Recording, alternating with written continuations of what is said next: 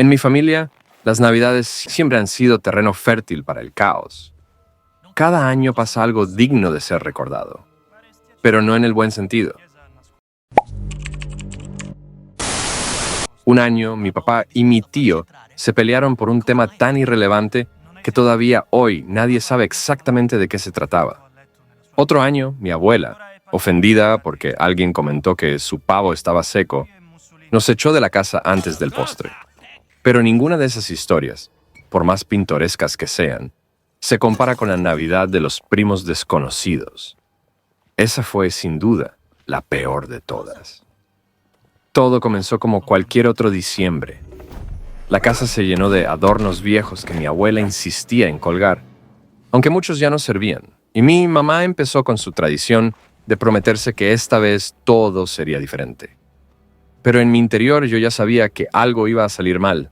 Siempre sale mal. Luego llegó la noticia que lo cambiaría todo. Mi mamá, emocionada, y con esa mirada de «esto será algo bueno», nos informó que vendrían unos primos lejanos, familiares de su lado, a pasar la Navidad con nosotros. Para mí y para mi abuelo, eso era como escuchar el anuncio de una tormenta inminente. ¿Y estos quiénes son?, preguntó mi abuelo, levantando apenas la vista de su taza de café. «Familia, papá, son familia», respondió mi mamá, como si esa palabra mágica explicara todo. Esa fue la señal de que las cosas iban a ponerse interesantes, y no precisamente en el buen sentido. Ese diciembre comenzó con rumores. «Van a venir los primos de tu mamá», escuché decir a mi abuela con el tono de quien anuncia la llegada del cometa Halley. No recuerdo haber escuchado de esos primos en mi vida, ni siquiera en conversaciones de sobremesa, pero al parecer existían. Y no solo eso, estaban planeando venir a pasar la Navidad con nosotros. Mi abuela, que nunca deja pasar una oportunidad para emocionar a todo el mundo, aunque nadie se emocione realmente, ya estaba soñando en grande. Sacó el mantel bueno, comenzó a planear un menú digno de reyes y hasta pensó en reorganizar la sala para hacer espacio. Pero a mí y a mi abuelo, todo aquello nos dio mala espina desde el principio. «Esto no pinta bien», dijo mi abuelo, dando un sorbo a su café, como si estuviera prediciendo el fin del mundo. «Nada bien», respondí, asintiendo, mientras lo acompañaba en su ritual de desconfianza. Mi mamá, por otro lado, intentaba verlo todo desde su optimismo habitual.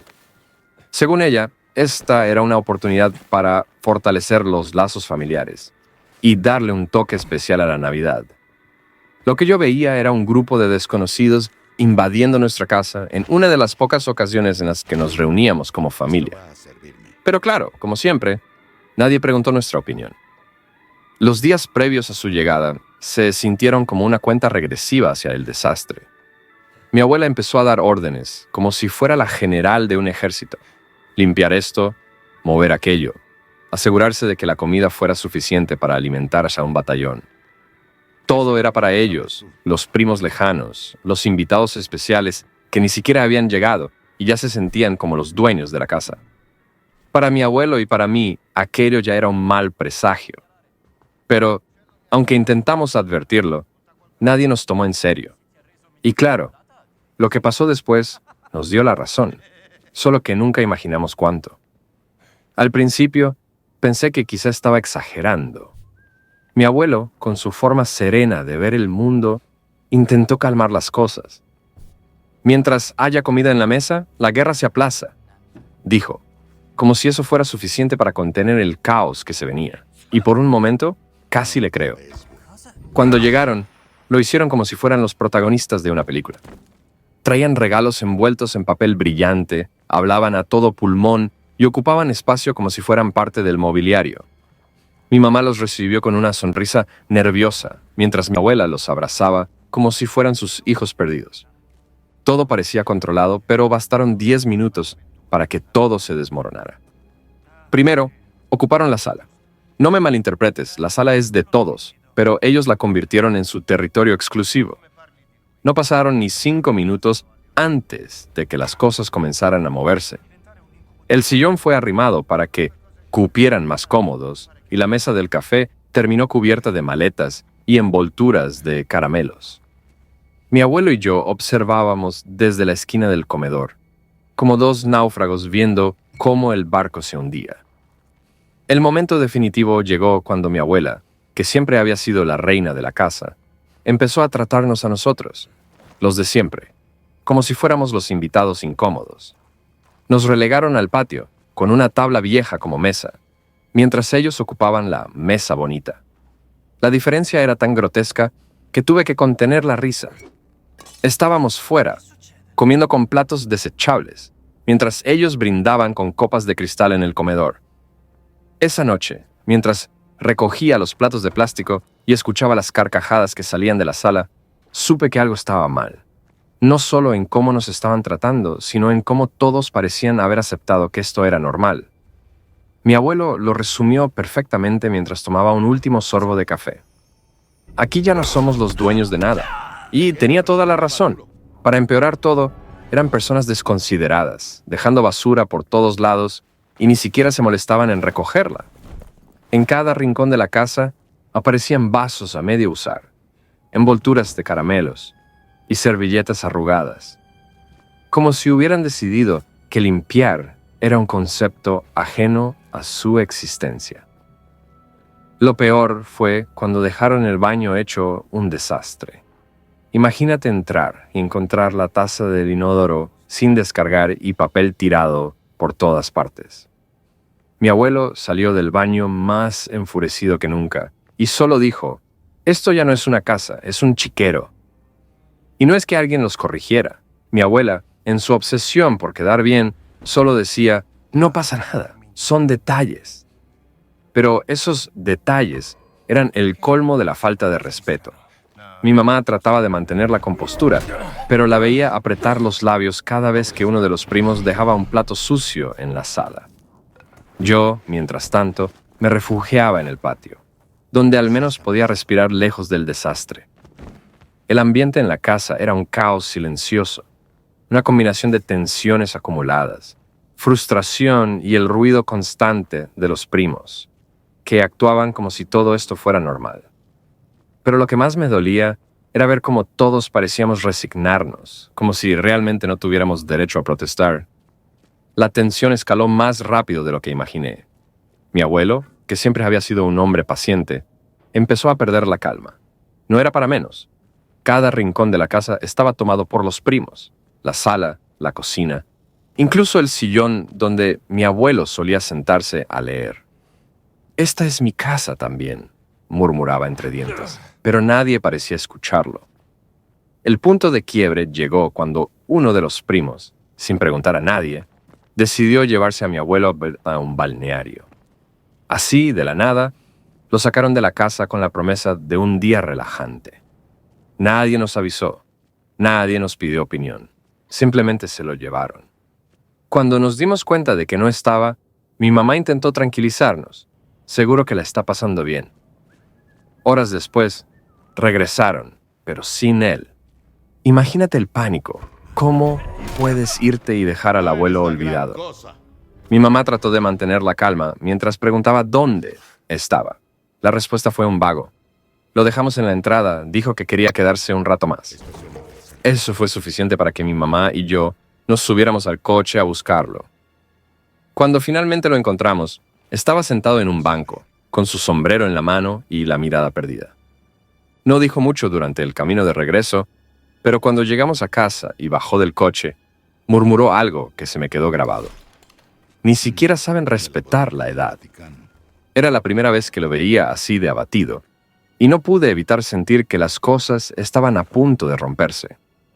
La noche cayó, pero la tensión seguía colgando en el aire, pesada y asfixiante.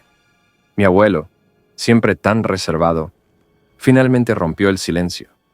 Nos reunió a todos en el patio, lejos del ruido de los primos que seguían riendo en la sala, y dijo con una firmeza que nunca antes le había escuchado: «Nos vamos».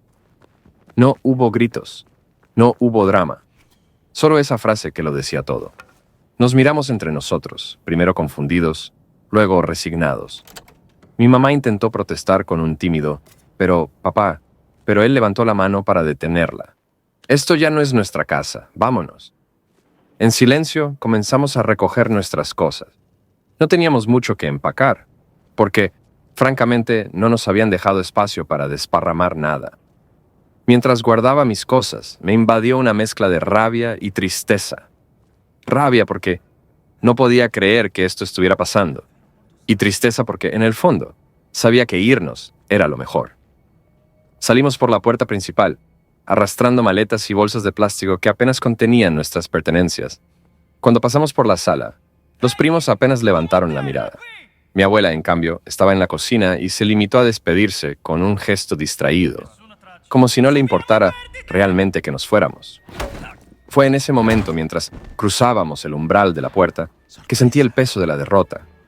Nos íbamos de lo que debería haber sido nuestro hogar, de lo que siempre había sido nuestro refugio, pero que esa Navidad se había convertido en un lugar ajeno. Nadie lo dijo en voz alta, pero todos lo sentíamos.